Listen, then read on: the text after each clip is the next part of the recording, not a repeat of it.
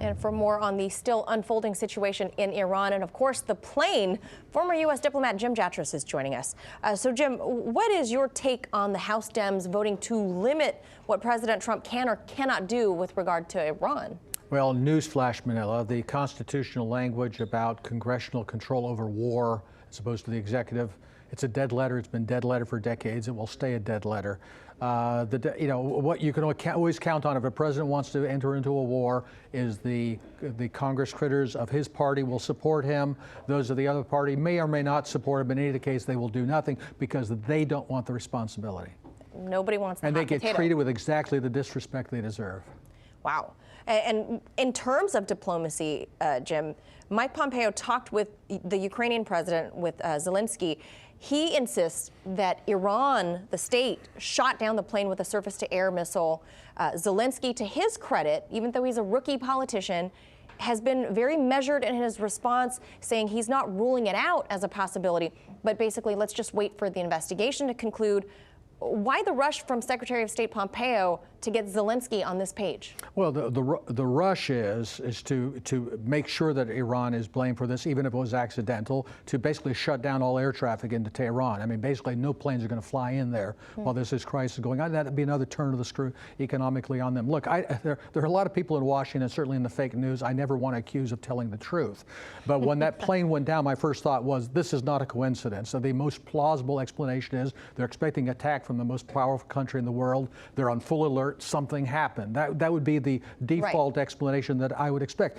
I think it's still the most probable one, but until there's a real solid investigation, let's not jump to conclusions. And I hope we don't get to some kind of fake story like, a lot of people still don't believe the story about TWA-800 going down over Long Island. Oh, that was just a mechanical failure. And look, if the Iranians did do it, look, when we shot down an Iranian plane in 1988 by accident, and they maybe think it was on purpose, but we said it was by accident, we expressed regret. We paid $132 million in compensation. That happens sometimes. It's unfortunate. Maybe that's what happened. I don't know. Let's wait and see what the investigation shows. And what about this latest round of sanctions against officials in Tehran and the metals industry? I mean, what else are you going to sanction? I think air is still unsanctioned at this point, but they'll get around to that. Again, despite the fact that we dodged a bullet about going to war with Iran in the last few days, we're still in the same set piece positions where we were before. And all these guys around the president can think of is, how do we turn the screws more maximum pressure, more, and this is the next thing they can do. And a lot of this, let's remember, is aimed at the Europeans. There was a question asked with Mr. Pompeo and Mr. Mnuchin regarding Instex, this so-called clearinghouse the Europeans have set up, which has been an abject failure as far as I can see. I think a lot of this is toward pressuring the Europeans to siding with the Americans in this full pressure campaign. And just moments ago, the Wall Street Journal reported that the U.S. military recently tried but failed to kill Iran's senior military commander in Yemen, literally around the same time that they went after Soleimani. What do you make of that?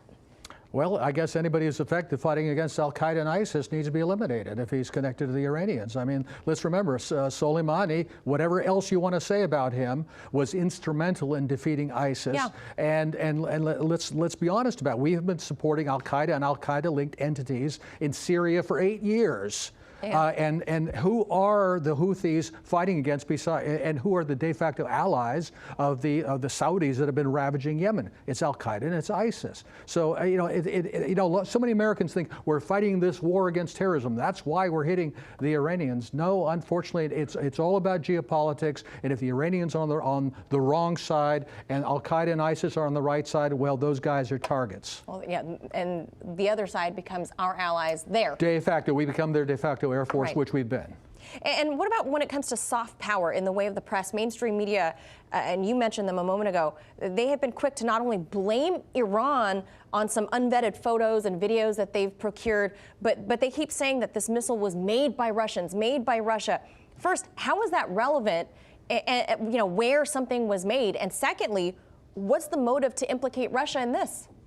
You got to be kidding. I mean, look, I mean, as we know, Russia is the root of all evil. Oh, that's true. And so anything that can be associated with Russia, look, this gives me, remember with MH17 and whoever shot down what the circumstances were, whether it was the separatists or whether it was the Ukrainian government that shot it down, it was still a Russian-made missile, so they're really responsible. Well, you know, if I stubbed my toe, it might have been a Russian-made bed frame. Yeah. Well, because Putin's under the bed there. Don't forget that. It could be. Yes. And just in this last hour as well, Ukrainian officials now saying that, you know, they haven't ruled out that it could have been a state attack of the missile, but now they're saying they're also looking into terrorism.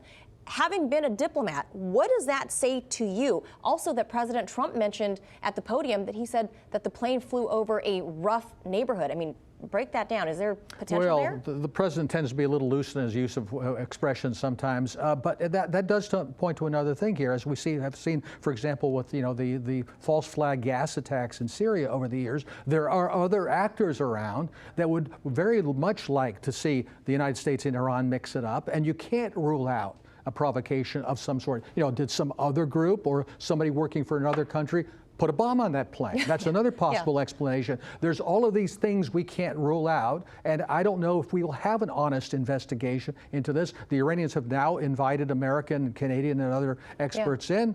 We'll see. I hope they're very transparent about this, and I hope they can assure that there's no skew put into the investigation for political ends because there's so many people with a thumb in this pie. We will see. It's still unfolding, still developing.